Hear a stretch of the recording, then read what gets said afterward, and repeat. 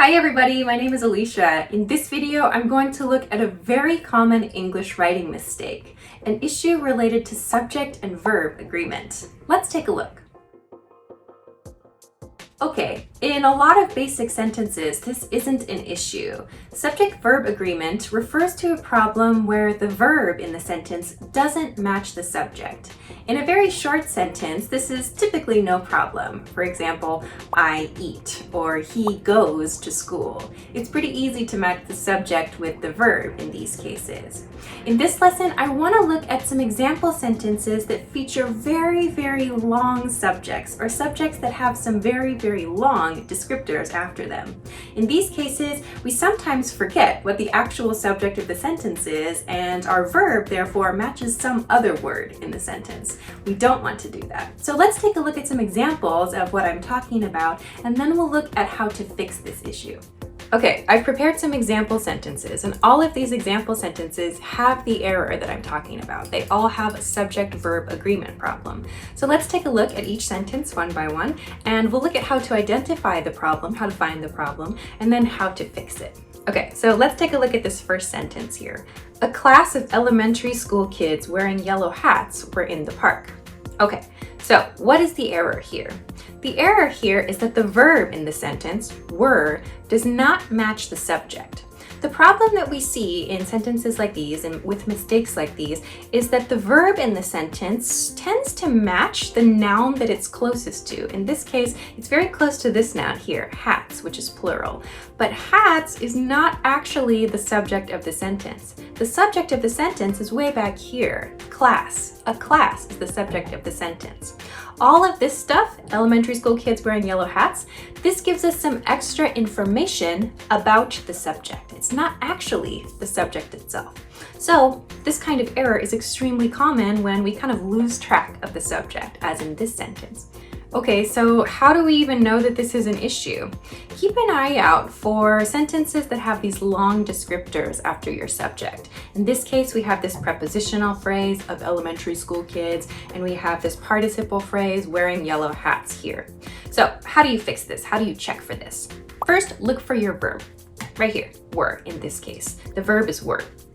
Then, to make sure this matches the subject, don't go back and check all of the words in the sentence. Don't go in reverse order. That's not a good use of your time, and it's not really going to help you very much.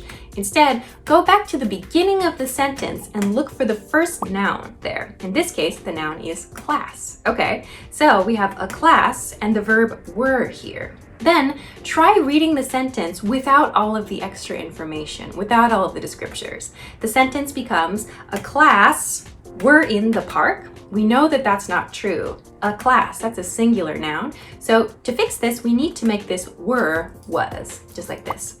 So a class of elementary school students, or a class of elementary school kids wearing yellow hats was in the park.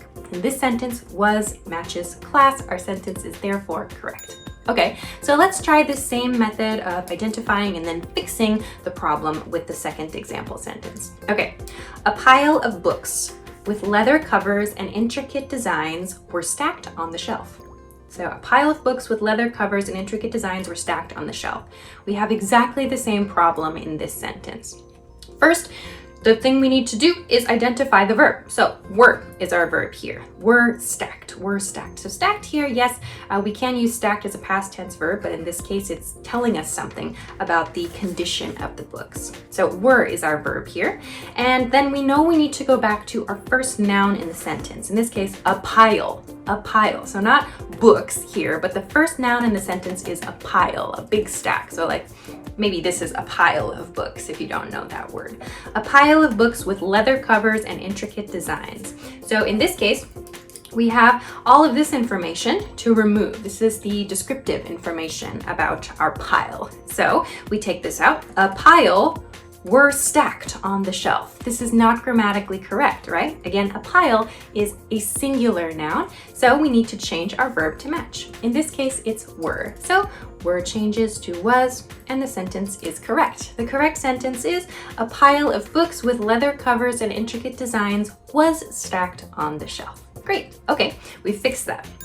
Now, let's take a look at these next two example sentences. So when I described how to fix this error, I said you should go back to the first noun in the sentence because that will be your subject for the sentence in almost every case. These are two cases where in your sentence, the first noun might not necessarily be the subject of the sentence. These two sentences, these two examples, have what's called or what could be understood as an introductory clause. There's some introduction to the sentence that gives us some information about it. In these cases, a noun is included, but these nouns are not actually the subject of the sentence. They're just giving us some extra information. Generally, it's really easy to spot these because it's something like every year or every season or on a certain day of the week or something like that. It's giving us some frequency information or some manner information. They're often followed by a comma, so they tend to be pretty easy to spot.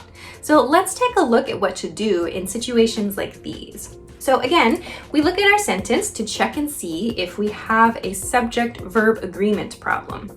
On Tuesday evenings, a group of dancers wearing elaborate costumes gather in the event hall for a practice session. Okay, let's read that one more time.